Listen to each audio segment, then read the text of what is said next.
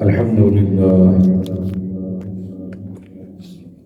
لله وكفى وسلام على عباده الذين اصطفى أما بعد فأعوذ بالله من الشيطان الرجيم بسم الله الرحمن الرحيم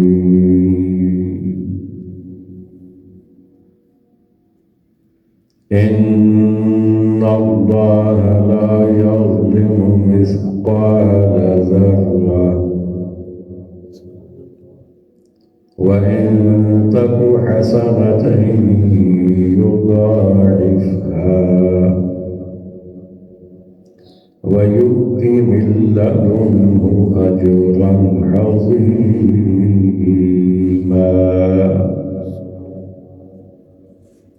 قال الله تبارك وتعالى في شان حبيبه مخبرا وآمرا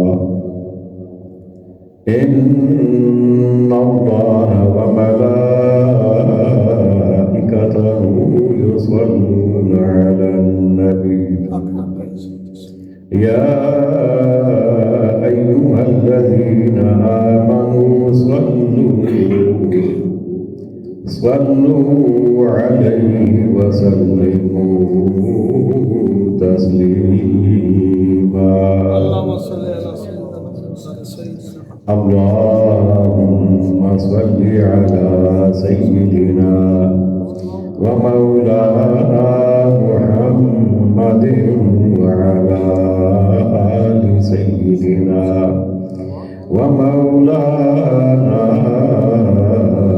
محمد وبارك وسلم بالجبر صلى الله عليه وسلم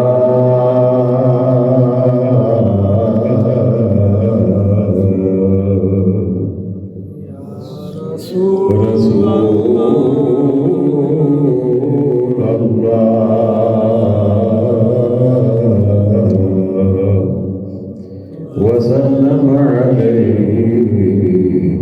يا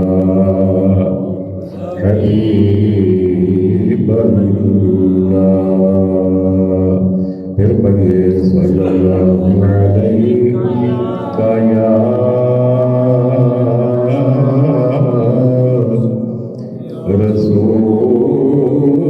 رسول اللہ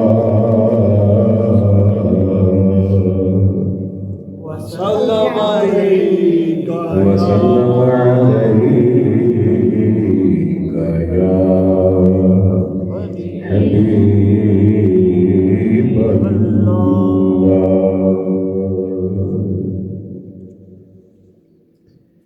فضل تیرے دی آس کریمہ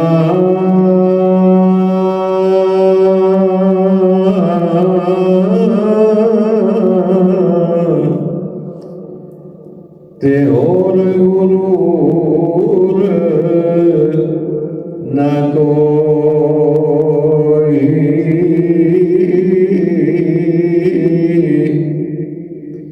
فضل تیرے دی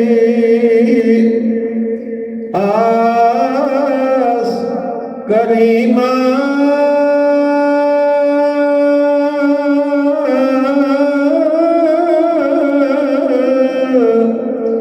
تے اور غرور نہ کوئی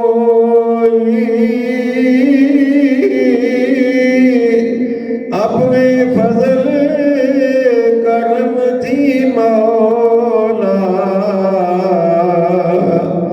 بخش خطا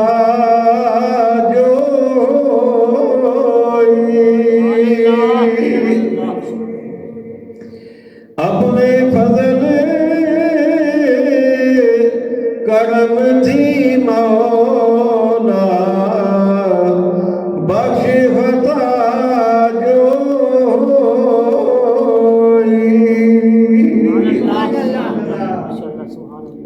واجب سطح عظیم سامعین محتشم حاضرین مکرم مشاقان مصطفیٰ کریم علیہ الصلوۃ والسلام، جان نثاران صحابہ کرام، محبان اہل بیت اعظام اور عقیدت مندان اولیاء کرام، انتہائی مختصر وقت میں کچھ باتیں آپ حضرات کے گوش گزار کرنا چاہتا ہوں۔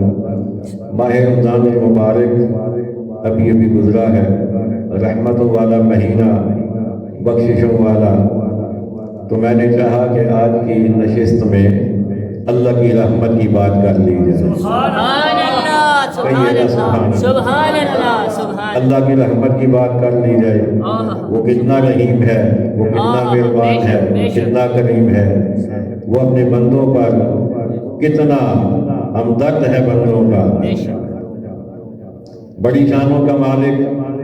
آیت کریمہ کا ترجمہ سماعت فرمائیے، ان اللہ لا یظلم مثقال ذرہ، فرمایا بلا شبہ اللہ تعالی ایک رائی کے دانے کے برابر بھی کسی پہ ظلم نہیں کرتا۔ سبحان اللہ، وَإِن تَكُ حَسَنَةً يُضَاعِفْهَا، اور اگر کوئی ایک نیکی کرے تو اللہ تعالیٰ اسے دگنا کر دیتا ہے۔ بے شک بے شک، سبحان اللہ۔ وَيُؤْتِي مِن لَّدُنْهُ أَجْرًا عَظِيمًا، اور پھر اپنی جناب سے، اپنی طرف سے اجر عظیم بھی عطا فرما دیتا ہے۔ انشاءاللہ آگے چل کر اس کی خود ہی وضاحت ہو جائے گی۔ اس وقت جو ایک حدیث میرے پیش نظر ہے، مسلم شریف کی حدیث ہے، حضرت ابو سعید خدری رضی اللہ تعالی عنہ اس کے راوی ہیں۔ طویل حدیث ہے، میں کوشش کروں گا کچھ مختصر کر کے آپ حضرات کو سامنے پیش کر سکوں۔ حضرت ابو سعید خدری رضی اللہ تعالی عنہ فرماتے ہیں کہ آقا علیہ السلام تشریف فرما تھے تو غلاموں نے عرض کیا کہ اے کملی والے آقا، کیا ہم قیامت کے دن اپنے رب کا دیدار کریں گے؟ میرے آقا علیہ السلام نے ارشاد فرمایا، میرے غلاموں مجھے یہ بتاؤ کہ جب سورج پوری آب و تاب کے ساتھ چمک رہا ہو اور کوئی بادل کا ٹکڑا بھی درمیان میں نہ ہو تو کیا تمہیں اس کے دیکھنے میں کوئی مشکل پیش آتی ہے؟ عرض کی حضور ایسا تو نہیں ہے، ہم اسے دیکھ سکتے ہیں۔ میرے آقا علیہ السلام نے دوسری مثال پیش فرمائی، فرمایا جب چاند پوری آب و تاب کے ساتھ چمک رہا ہو اور کوئی بادل کا ٹکڑا بھی درمیان میں حائل نہ ہو تو کیا تمہیں اس کو دیکھنے میں کوئی مشکل کوئی دشواری پیش آتی ہے؟ عرض کی حضور ایسا بھی نہیں ہے۔ تو میرے رب نے، میرے آقا علیہ السلام نے ارشاد فرمایا کہ میرے غلاموں قیامت کے دن تم اللہ تعالیٰ کو بھی ایسے ہی دیکھ لو، سبحان اللہ، سبحان ایسے ہی اللہ تعالیٰ کو دیکھو گے۔ اور پھر آقا علیہ السلام ارشاد فرماتے ہیں قیامت کا جب دن ہوگا تو وہاں پر ایک ندا لگائی جائے گی، ایک منادی ایک ندا دے گا، کہے گا کہ اللہ کو پوجنے والے ادھر ہی رہیں، باقی سارے جہنم میں چلے جائیں۔ اب پتھروں کے پوجنے والے، درختوں کے پوجنے والے، گائے کے پوجنے والے، ستاروں چاند سورج کے پوجنے والے سارے کے سارے جہنم میں ڈال دیے جائیں گے۔ پیچھے رہ جائیں گے اللہ کو پوجنے والے، ان میں نیک بھی ہوں گے، ان میں برے بھی ہوں گے، ان میں اہل کتاب بھی ہوں گے۔ پھر میرا رب یہودیوں کو پہلے بلائے گا اور ان سے فرمائے گا تم کس کی عبادت کرتے رہے؟ تو وہ کہیں گے یا اللہ ہم حضرت عزیر کی عبادت کرتے رہے جو تیرے بیٹے ہیں۔ تو رب نے فرمایا تم نے جھوٹ کہا، میری تو نہ کوئی بیوی ہے نہ کوئی بیٹا ہے، میں تو اولاد سے پاک ہوں۔ پھر رب فرمائے گا اچھا تم چاہتے کیا ہو؟ کہیں گے یا اللہ ہمیں سخت پیاس لگی ہے، ہمیں پانی چاہیے۔ میرا رب فرمائے گا تو پھر جاؤ نا، پانی کی طرف جاؤ، اور انہیں اس طرف رہنمائی کی جائے گی، ادھر اشارہ کیا جائے گا جدھر جہنم ہوگی، یوں انہیں بھی جہنم کے سپرد کر دیا جائے گا۔ پھر عیسائیوں کی باری آئے گی، میرا رب فرمائے گا اے عیسائیوں بتاؤ تم نے کس کی عبادت کی؟ کہیں گے یا اللہ ہم نے تیرے بیٹے عیسیٰ کی عبادت کی۔ رب فرمائے گا تم نے بھی جھوٹ کہا، میری تو نہ کوئی بیوی ہے، نہ کوئی اولاد ہے، نہ کوئی بیٹا ہے۔ رب پوچھے گا بتاؤ اب تم کیا چاہتے ہو؟ کہیں گے مولا ہمیں سخت پیاس لگی ہے، ہمیں پانی چاہیے۔ میرا رب فرمائے گا تو پھر جاؤ پانی کی طرف۔ انہیں بھی جہنم کی طرف اشارہ کر دیا جائے گا، وہ بھی جہنم میں پہنچ جائیں گے۔ اب اس کے بعد رہ جائیں گے ایمان والے، سبحان اللہ سبحان اللہ اللہ کی عبادت کرنے والے رہ جائیں گے۔ واہ واہ سبحان اللہ ان میں نیک بھی ہوں گے، ان میں بد بھی ہوں گے، ہر قسم کے لوگ ہوں گے۔ اب میرا رب اجازت عطا فرمائے گا شفاعت کی، فرشتے بھی شفاعت کریں گے، انبیاء بھی کریں گے، شہداء بھی کریں گے، صلحاء بھی کریں گے، اتقیاء بھی کریں گے، حفاظ بھی کریں گے، علماء بھی کریں گے۔ ان کی شفاعت کر دی جائے گی، جنت میں پہنچ جائیں گے۔ سبحان اللہ سبحان اللہ سبحان اللہ۔ لیکن وہ دیکھیں گے کہ بہت سارے لوگ ابھی بھی جو ہمارے ساتھ روزے رکھتے تھے، نمازیں پڑھتے تھے، حج کرتے تھے، وہ تو جہنم میں ہیں، انہیں جہنم کی طرف بھیج دیا گیا۔ اب اگلے الفاظ بڑے قابل غور ہیں۔ میرے آقا کریم علیہ السلام ارشاد فرماتے ہیں کہ وہ جنت والے رب سے ایسے جھگڑا کریں گے، جو ہے آپ کی رب سے اتنا شدت کے ساتھ جھگڑا کریں گے جیسے کوئی اپنا حق لینے والا بھی اتنی شدت سے نہیں کرتا۔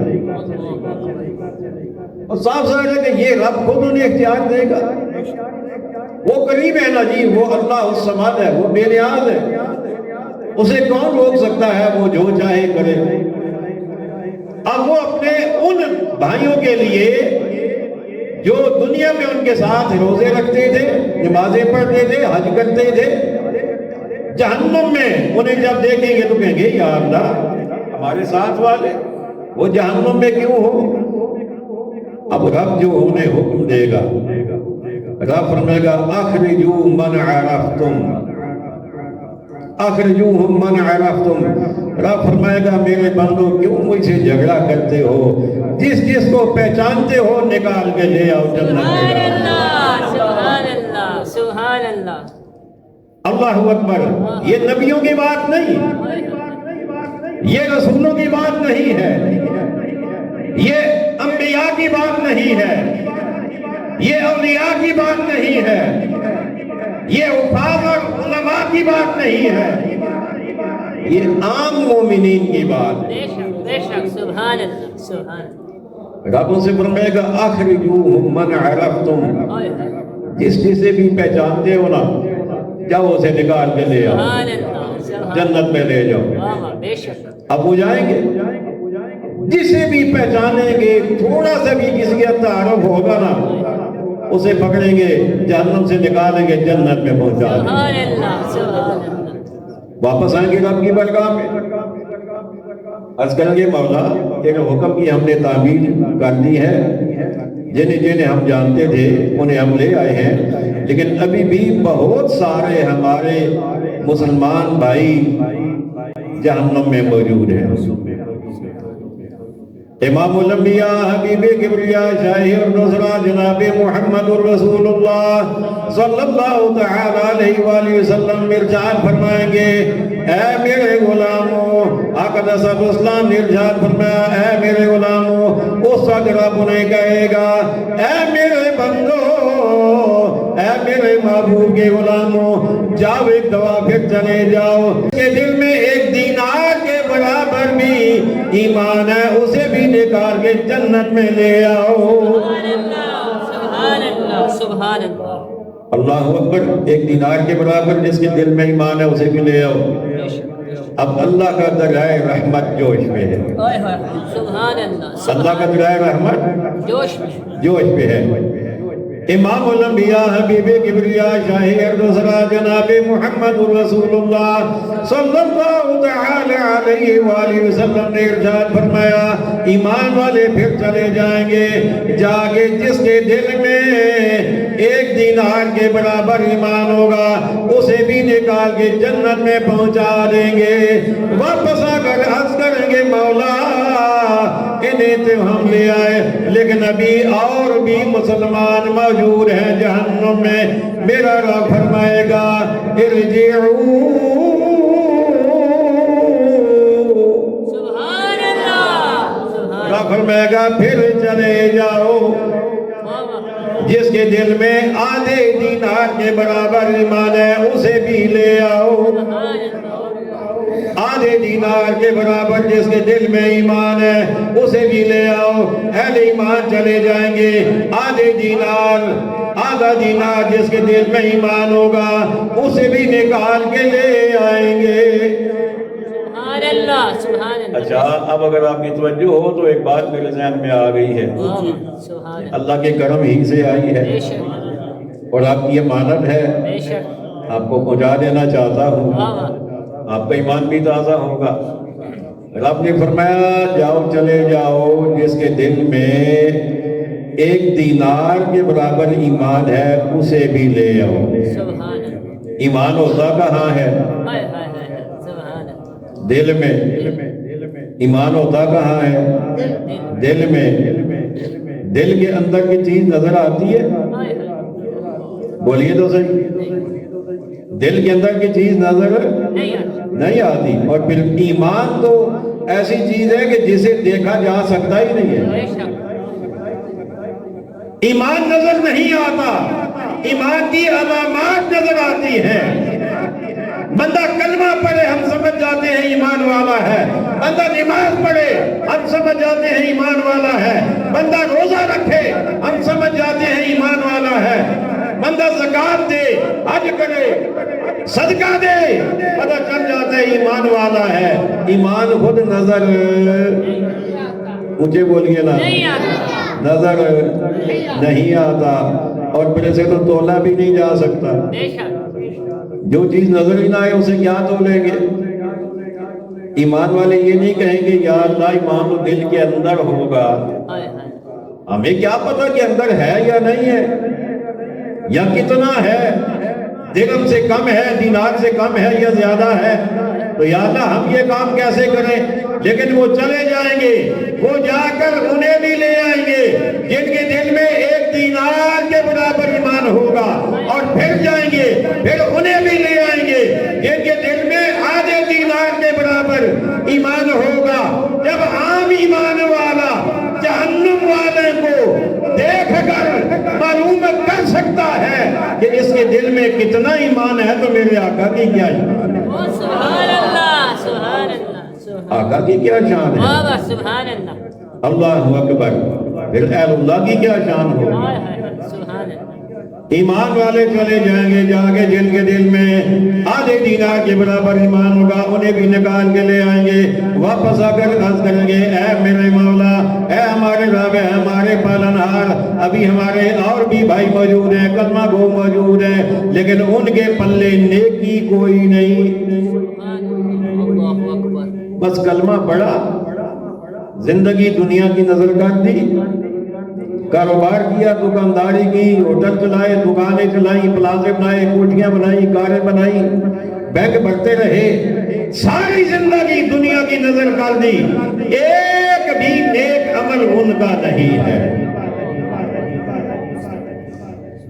میرا رب فرمائے گا شفاعت الملائکہ فرشتوں نے بھی سفارش کر دی. شفع النبیون نبیوں نے بھی شفاعت کر دی. شفع المؤمنون ایمان والوں نے بھی شفاعت کر دی. لم یبق الا ارحم الراحمین ارحم الراحمین کے علاوہ کوئی نہیں بچا اب سفارش کرنے والا. تمام سے بڑھ کر رحم کرنے والے کے علاوہ اب کوئی نہیں بچا. اب میرا رب اپنی شان کے مطابق اپنی مٹھی بھرے گا جہنم سے، ایک مٹھی وہ بھرے گا اہل ایمان کی، انہیں نکالے گا۔ حدیث کے الفاظ یہ وَعَادُوا حَمَمًا، وہ جل کر کوئلے کی طرح ہو چکے ہوں گے۔ اور حدیث کے الفاظ یہ ہیں کہ ان کا کوئی بھی نیک عمل نہیں ہوگا۔ اب کیا ہوگا؟ رب تعالیٰ انہیں نکالے گا، وہ کوئلہ بن چکے ہوں گے، انہیں اللہ تعالیٰ نہر الحیات میں وہ اتارے گا۔ جنت کے دروازے پہ ایک نہر ہے جسے نہر حیات کہتے ہیں، اس میں اللہ تعالیٰ انہیں ڈالے گا، اور پھر جب نکالے گا تو وہ یوں ہو چکے ہوں گے جیسے موتی ہوتے ہیں۔ سبحان اللہ۔ حدیث کے الفاظ یہ ہیں وہ یوں ہو جائیں گے جیسے موتی ہوتے ہیں۔ اب میرا رب ان سے فرمائے گا اے میرے بندو جاؤ جنت میں داخل ہو جاؤ۔ جب وہ جنت میں داخل ہوں گے تو جو پہلے جنت میں موجود ہوں گے نا وہ انہیں پہچان لیں گے اور کہیں گے یہ اللہ کے داخل کیے ہوئے ہیں، سبحان اللہ۔ یعنی اللہ نے جنت میں داخل فرمایا ہے، اور وہ کہیں گے یہ وہ ہیں جنہوں نے کبھی بھی کوئی نیک عمل نہیں کیا تھا، یہ وہ ہیں۔ اب اللہ نے فرمایا کہ جنت میں جب داخل ہوں گے میرے بندو تمہیں جنت میں جو کچھ نظر آ رہا ہے یہ سب تمہارا، جو تمہیں نظر آ رہا ہے یہ سب تمہارا۔ اب وہ پتہ ہے کیا کہیں گے؟ وہ کہیں گے اے ہمارے رب تو کتنا کریم ہے، تو نے کتنا ہم پہ فضل کیا، تو نے کتنی ہم پہ مہربانی فرمائی کہ تو نے ہمیں جہنم سے بھی نکالا، پھر تو نے ہمیں نہر حیات میں بھی ڈالا، پھر ہمارے چہرے بھی روشن کر دیے، پھر جنت بھی عطا فرما دی، پھر جنت میں تو نے ہمیں حد نگاہ تک جو کچھ ہے وہ سب کچھ عطا فرما دیا۔ وہ کہیں گے مولا تو کتنا کریم ہے۔ رب کہے گا میرے بندو ابھی تو اور کرم میرا ہے، ابھی تو میں تم پہ اور کرم بھی فرمانے والا ہوں۔ اور وہ پتہ ہے کہیں گے کیا؟ وہ کہیں گے جتنا کرم رب نے ہم پہ کیا ہے نا اتنا کسی اور پہ نہیں کیا۔ حالانکہ وہ سب سے آخر میں جنت جہنم سے نکالے جائیں گے، یعنی سب سے آخری درجے کے ہوں گے۔ وہ کہیں گے رب نے ہم پہ جتنا کرم کیا اتنا تو کسی پہ رب نے کیا ہی نہیں ہے۔ اب میرا رب فرمائے گا ان سے میرے بندو ابھی تو میرے کرم کا دریا اور بھی تمہارے لیے اپنی نعمتیں لا رہا ہے۔ وہ کہیں گے یا اللہ وہ کیا؟ میرا رب فرمائے گا رضائی، فرمایا اب میں تمہیں اپنی رضا بھی عطا فرما رہا ہوں، میں تم سے راضی ہو گیا ہوں۔ تم نے زندگی اپنی مرضی کی گزاری ہے، میری مرضی کی نہیں گزاری، لیکن میں ارحم الراحمین جو ہوا، میں کریم جو ہوا، میں رحیم جو ہوا، اور میں نے اپنی لائحہ کتاب میں کہہ جو دیا تھا ان رحمتی وسعت کل شیء، میری رحمت ہر چیز پر غالب آ گئی، ہر چیز کو میری رحمت نے گھیر لیا ہے۔ تو بندو اس لیے تمہارا کیا ختم ہو گیا، اب میری رحمت تمہارے اوپر مہربان ہے اور میں تم سے راضی ہو گیا ہوں، اور اب میں کبھی بھی تم سے ناراض نہیں ہوں گا، کبھی بھی تم سے ناراض نہیں ہوں گا۔ حضرت ابو سعید خدری رضی اللہ تعالی عنہ آپ جو ہے حدیث کے راوی ہیں، اسی حدیث میں ایک جگہ پہ آپ فرماتے ہیں کہ یہ جو کچھ میں بیان کر رہا ہوں نا اگر تمہیں میری بات پہ یقین نہیں آ رہا نا تو پھر رب کا کلام پڑھو، قرآن پڑھو، جس میں رب فرماتا ہے ان اللہ لا یظلم مثقال ذرہ، اللہ تعالیٰ ایک ذرے کے برابر بھی کسی پہ ظلم نہیں کرے گا۔ وَإِن تَكُ حَسَنَةً يُضَاعِفْهَا، اور اگر کوئی ایک بھی نیکی کرے گا تو اللہ تعالیٰ اسے بڑھا دے گا۔ وَيُؤْتِ مِن لَّدُنْهُ أَجْرًا عَظِيمًا، اور اللہ اپنے بندوں کو اجر عظیم عطا فرما دے گا۔ حضرات گرامی وہ بڑا کریم رب ہے، وہ بڑا رحیم ہے، لیکن وہ بے نیاز بھی ہے. میں نے کیا کہا؟ وہ بے نیاز بھی ہے. یہ تو اس کا فضل ہے نا. وہ کیا پتا فضل فرمانے پہ آ جائے، عدل فرمانے پہ آ جائے. اگر فضل والا معاملہ ہمارے ساتھ ہو گیا تو ہماری بخشش بھی ہو جائے گی، کامیابی بھی ہو جائے گی. لیکن وہ عدل پہ آ گیا تو پھر ہمارا کیا بنے گا؟ اس لیے ہمیں اس کے عدل پہ نظر رکھتے ہوئے زندگی کو اس کے احکامات کے مطابق گزارنا ہے. اس کے احکامات کے مطابق نمازیں، روزے، حج، زکوٰۃ، جو چیز کسی پہ فرض ہے، جو کسی پہ لازم ہے، اس کا ادا کرنا ضروری ہے. وَمَا عَلَيْنَا إِلَّا الْبَلَاغُ الْمُبِينُ.